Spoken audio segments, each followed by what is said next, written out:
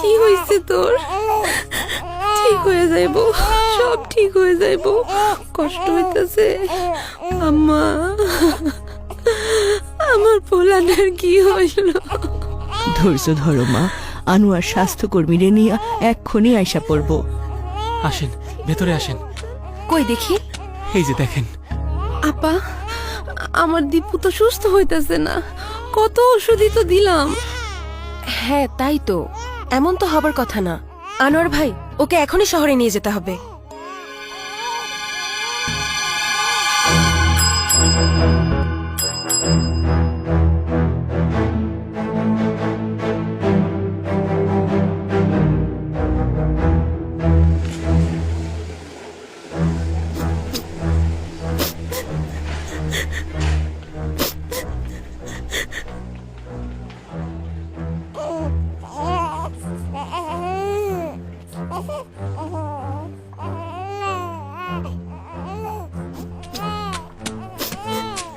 কই দেখি, সব রিপোর্ট এসেছে? আমাদের আশঙ্কাই সত্যি হলো। ম্যাডাম, আমার ছেলে বাঁচবো তো? দীপু অ্যান্টিমাইক্রোবিয়াল রেজিস্ট্যান্ট ব্যাকটেরিয়ায় আক্রান্ত হয়েছে, যে কারণে ওর শরীরে কোনো অ্যান্টিবায়োটিক কাজ করছে না।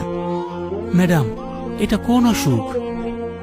হ্যাঁ, এটা কোনো অসুখ নয়, তবে অসুখের অন্যতম কারণ। মানে?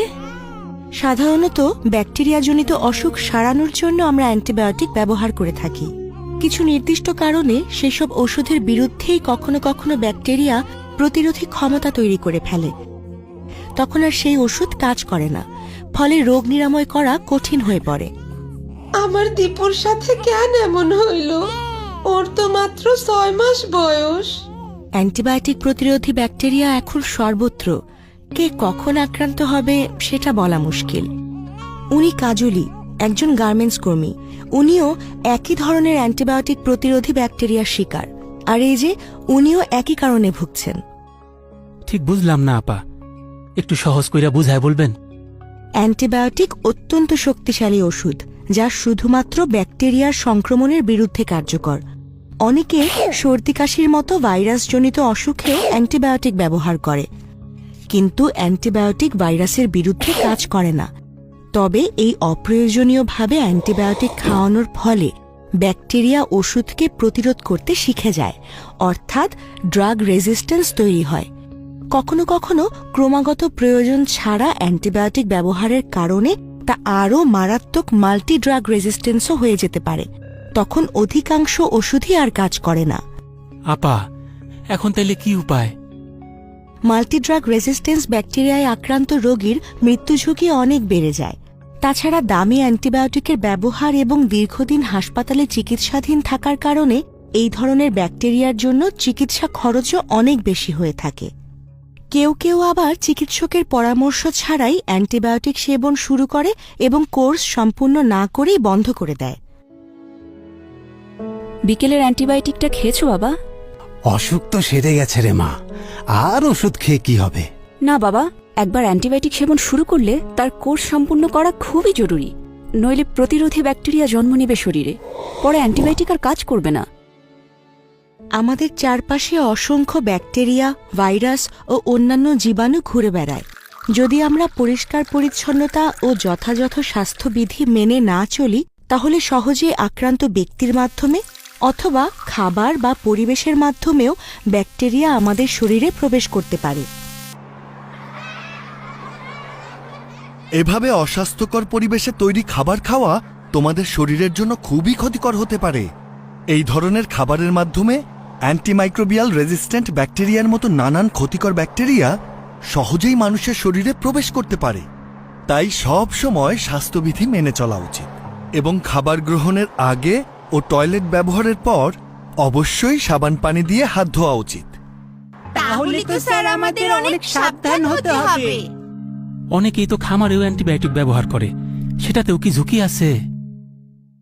জি আনোয়ার সাহেব, গবাদি পশুর দ্রুত বৃদ্ধি বা সংক্রমণ প্রতিরোধের জন্য অনেকেই খামারে অতিরিক্ত অ্যান্টিবায়োটিক ব্যবহার করে থাকে। ফলে পশুর শরীরে প্রতিরোধী ব্যাকটেরিয়া তৈরি হয়।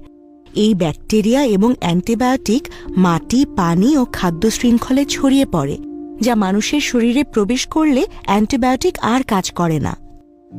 হ্যাঁ, ডাক্তার আপা ঠিকই বলেছেন।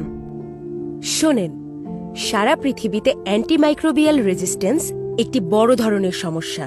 গবেষণায় দেখা গেছে 2019 সালে অ্যান্টিবায়োটিক প্রতিরোধী ব্যাকটেরিয়ার কারণে সারা পৃথিবীতে প্রায় 13 লাখ লোক মারা গেছেন। তাছাড়া এরকম চলতে থাকলে প্রতিরোধী ব্যাকটেরিয়ার কারণে 2050 সালের মধ্যে যত মানুষ মারা যেতে পারে সেটা ক্যান্সারের মৃত্যুর সংখ্যার চাইতেও বেশি হতে পারে। এখন এটা কেবল আর একটা দেশের বিষয় না, পুরো পৃথিবীতে মানুষের চলাচলের মাধ্যমে প্রতিরোধী ব্যাকটেরিয়া ছড়িয়ে পড়তে পারে।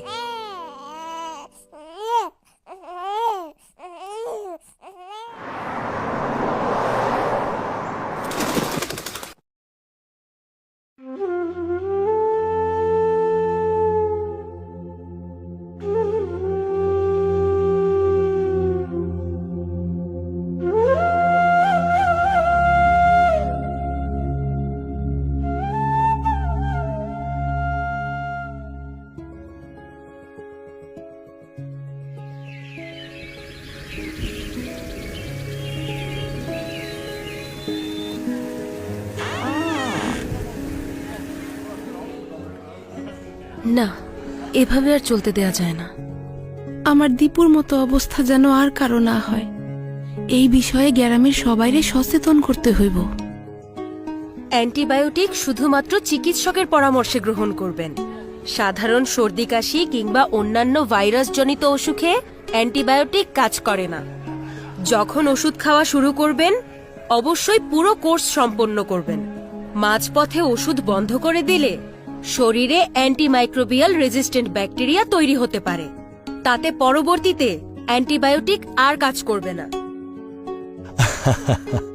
আমার মতো আপনারাও অপ্রয়োজনীয় অ্যান্টিবায়োটিক ব্যবহার বন্ধ করেন। এখন আমি খামারে পশুদের সুস্থ রাখতে পরিচ্ছন্নতা ও স্বাস্থ্যবিধি মেনে চলি। পশুরা অসুস্থ হইলে তাকে ডাক্তারের পরামর্শ নিয়ে ওষুধ খাওয়াই।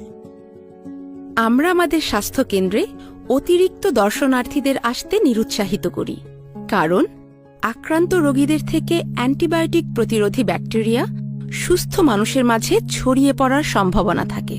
এছাড়াও আমাদের স্বাস্থ্যকেন্দ্র এবং আশেপাশের এলাকা পরিষ্কার পরিচ্ছন্ন রাখা অত্যন্ত জরুরি, যাতে জীবাণু সংক্রমণের ঝুঁকি কমানো যায়। এতে অ্যান্টিবায়োটিকের ব্যবহার এবং এর রেজিস্ট্যান্সের ঝুঁকিও কমে আসে। এইটা তো অ্যান্টিবায়োটিক। তুমি কি ডাক্তার আবার সাথে পরামর্শ করে নিয়ে আইছো?